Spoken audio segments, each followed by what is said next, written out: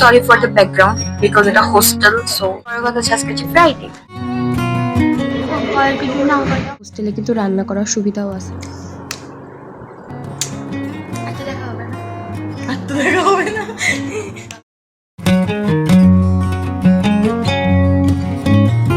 Hello everyone, welcome back to my channel. অনেক দিন পর ভিডিও করতেছি, মানে লং ভিডিও করতে আমার পার্সোনালি অনেক ভালো লাগে, বাট লাভ নাই, কারণ এখানে পড়াশোনার তো প্রেশার আছে, পাশাপাশি হচ্ছে যে রুমমেট থাকে সবসময়। তো রুমমেট থাকলে লজ্জা লাগে ভাই, এরকম ভাবে কথা বলা যায় না।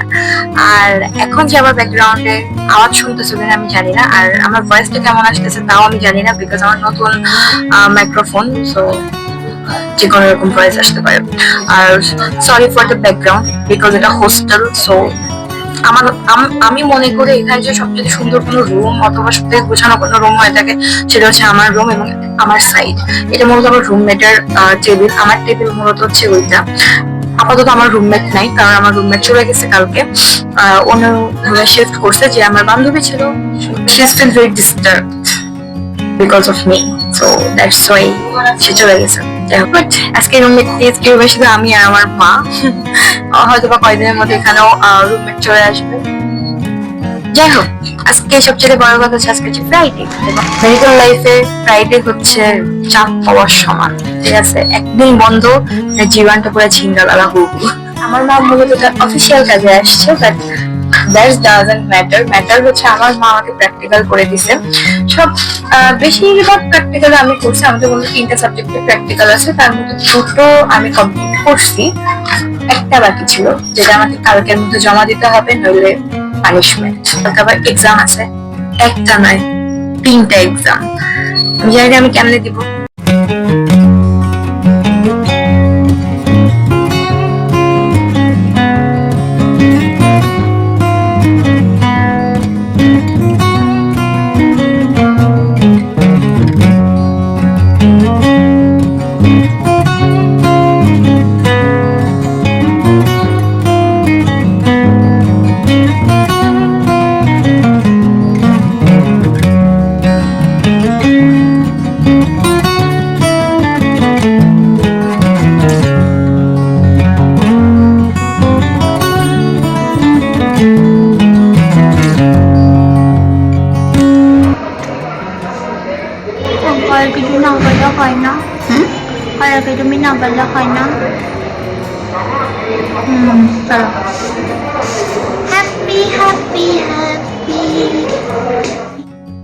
আমার হোস্টেল থেকে বাজার অনেকটাই কাছে।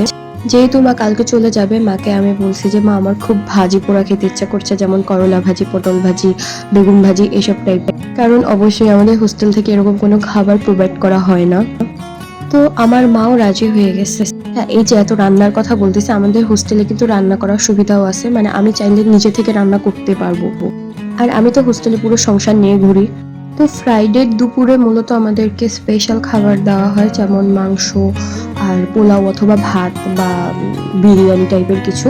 বাট ওই দিন হচ্ছে নর্মাল ভাতই দেয়, তো তার সঙ্গে ছিল হচ্ছে স্পেশাল মার ভাজি পোড়া খাবারগুলো।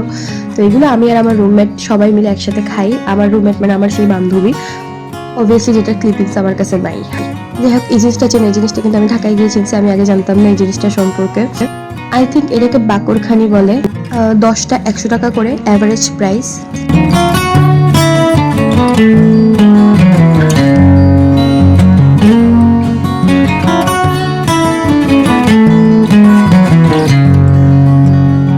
The next day. আমি সব করবো না, করতে হবে। আজকে যেহেতু শনিবার, তো আমাদের হোস্টেল থেকে রুটি আর ডাল ভাজা বা ডাল ভাজি, যেটা আমি কাপের মধ্যে নিয়েছি। আচ্ছা, আমি ভুলে গেছিলাম, কালকে আমাদের পোলাওই দিছিল। তো কালকের যে পোলাও দিছিল, সেই পোলাও মা আবার মানে মাংস টাংস দিয়ে কিভাবে যেভাবে একটা ভাজি করছে, তো সেইটাই হচ্ছে আমি খাচ্ছি। এটা মূলত মা নিয়ে যাবে বাসায়, মানে বাসায় যাওয়ার পথে হচ্ছে রাস্তায় খাবে, এটা বাস জার্নি যেহেতু। তুমি আমার হোস্টেলের খাবার কেমন খাইলা? মোটামুটি।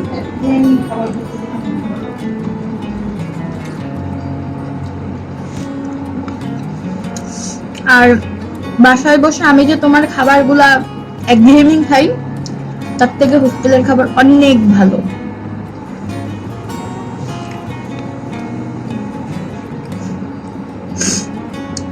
It's okay, not okay. আবার কয়দিন পর মার সাথে দেখা হয়, জানি না। আমি বসছি, আমাকে মিস করো না। কালো হয়ে গেছে, চিকন হয়ে গেছে।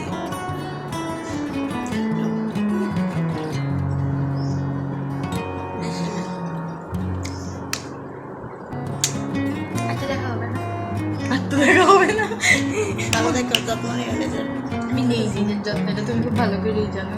চোখ কান খোলা রেখে চলো। এই তো চোখ কান খোলা রেখে চলছে। আগে কি আছে, বলতেছে কি আছে। আগে ব্যাগ আছে, পিছনে ফাঁকা দেয়াল। যাও, সময় নষ্ট করো না, যাও। আর পড়তে ইচ্ছে করে না। যাই হোক, এখন রেডি হয়ে কলেজে যাবো। ওকে।